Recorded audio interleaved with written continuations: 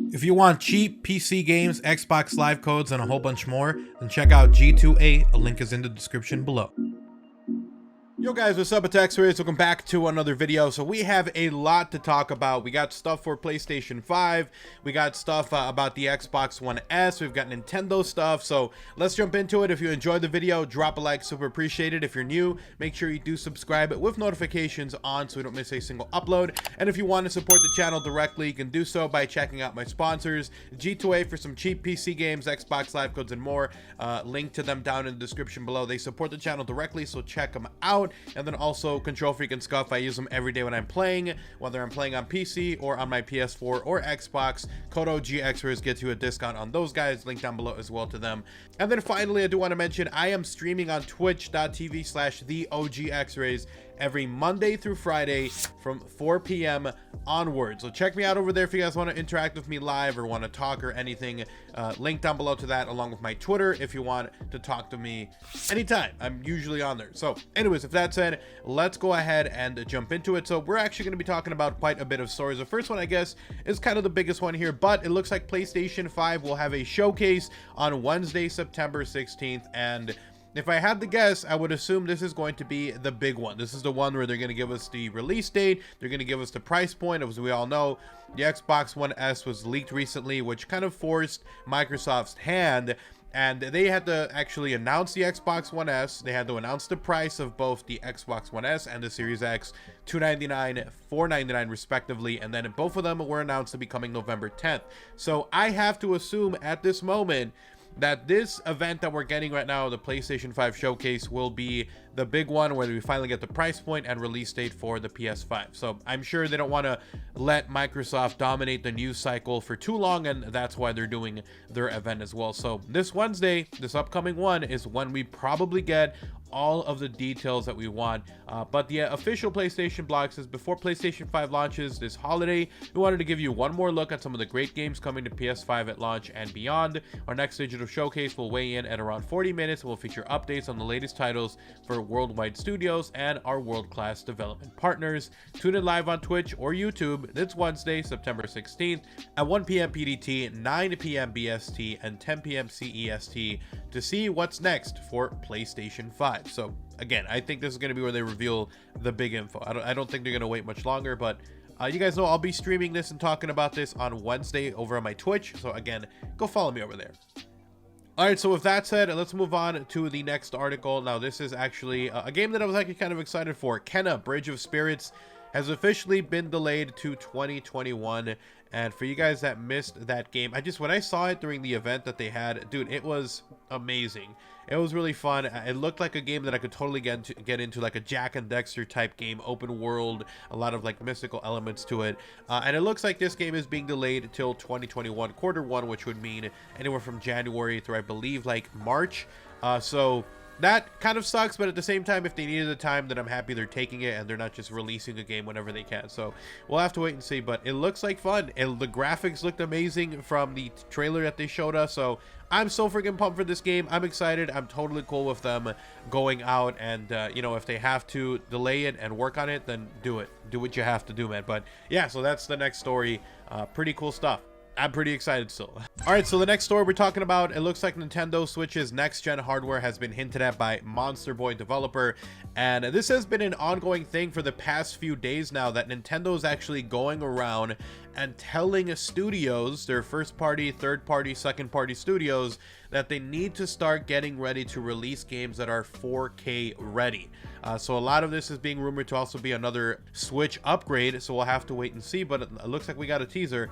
It says FDG Entertainment, the developer of Monster Boy and the Cursed Kingdom, recently hinted that Switch next-gen hardware is in the works. The developer hinted at a new Nintendo Switch model possibly supporting 4K resolutions, commenting on the announcement of a next game for its game on its official Twitter handle.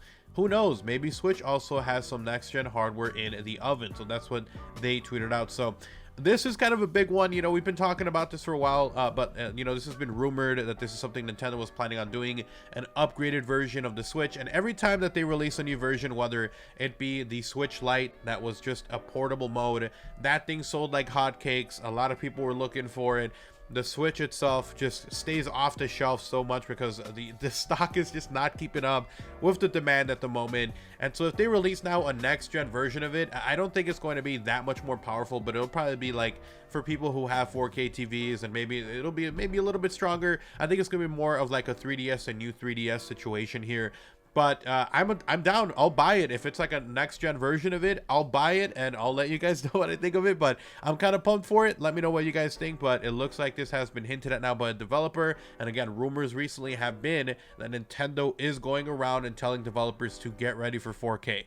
So I don't know if it's just like an upscale resolution. Is it going to be that much? Is it going to be like Xbox One S to Xbox Series X? I don't think so. I think it's just going to be them being able to produce a console that can actually output 4K. So we'll have to wait and see. The next one here is going to be allegedly that the AMD Radeon RX 6000 Big Navi, as everyone is codenaming this guy, the next version of the GPU from AMD that is rumored to supposedly compete with the 3070 and the 3080 RTX cards.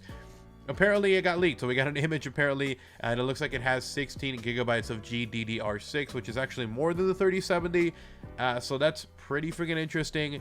And again, we don't know what's going to happen with this. I really hope AMD does put out a consumer level card that competes with the 3070, because to this point, AMD like graphics cards have just not been that great. They're more like a medium tier. If you're like looking for something that isn't high end, but you want to not spend as much money on a card, you know, it really, I don't know. Like, it feels like they haven't really been that competitive compared to their CPUs. Their CPUs are amazing. Everyone is switching over to AMD CPUs because they're so affordable.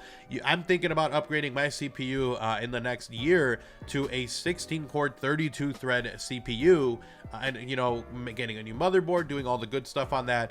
But you know, again, they've been killing it over on the CPU side of this, making super affordable cards that like destroy Intel's cards in terms of performance, work performance. They're not really the best when it comes to gaming compatibility, but you know, a lot of people have been switching over because the price and value of it has been amazing, and so their cards kind of have been kind of behind when it comes to that. It really just feels like their cards are like not really meant to compete with 3070s, and they're just more like middle tier if you want something kind of a little cheaper, maybe even in the same price range of the 2060s and stuff like that. So we'll have to wait and see. I really hope that it's a really good card that is affordable, that really makes people go, do I really need to get the 3070, or can I go with this new AMD Radeon RX 6000? So we'll see. Big Navi, balls in your court, dude. Balls in your court. All right, guys, so the final thing I actually wanted to talk about was, and this is not an article, but I was noticing this as well. Apparently an Activision developer was hinting at the Xbox One S possibly bottlenecking what you can do with next-gen games, because it's really not, I mean, it's a next-gen console, but it's not to the level of the Xbox Series X. And if you're trying to make games that totally utilize the Xbox Series X, then you can't be thinking like, oh, this thing only has so much memory, it only has so much you know, graphical power or CPU power. The big difference that I saw spec-wise between the Xbox Series S and the Xbox Series X was actually in the graphics cards. Okay, the graphics cards had way more teraflops in terms of graphical power. The CPUs were actually pretty similar. They weren't really that big in a difference, but the graphics cards are the big boys. They're the ones that really dictate how well a game runs, how good it looks. So if you don't have a top-end graphics card, it limits how far your you know, kind of your field of view is, how far away you can see this, you know, distance,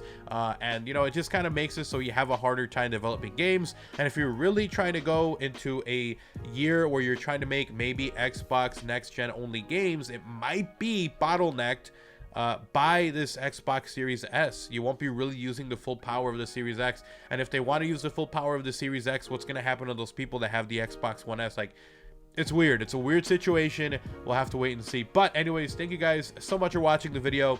Just a video quickly going over some multiple stories that I wanted to cover. So thank you so much for watching. If you enjoyed the video, drop a like, super appreciated. If you're new, make sure you do subscribe with notifications on so you don't miss a single upload. And if you want to support the channel directly, you can do so by checking out my sponsors, G2A for some cheap PC games, Xbox Live codes, and more, and then Control Freak and Scuff. I use them every day when I'm playing. Code OGXRAYZ gets you a discount. Links to those guys down below. Check them out. It really does support the channel. You guys are awesome. And then also, if you guys want to interact with me live, if you guys want to interact with me live, twitch.tv/theOGXRAYZ. I'm always on there every Monday through Friday after 4 p.m. Central Standard Time. So check me out over there if you want to interact with me live, along with Twitter @OGXRAYZ if you want to talk with me, ask me questions, or just want to see what I'm up to. Link down below to that. You guys have an awesome day. I'll see you guys next time. Take care. I'm out. Peace.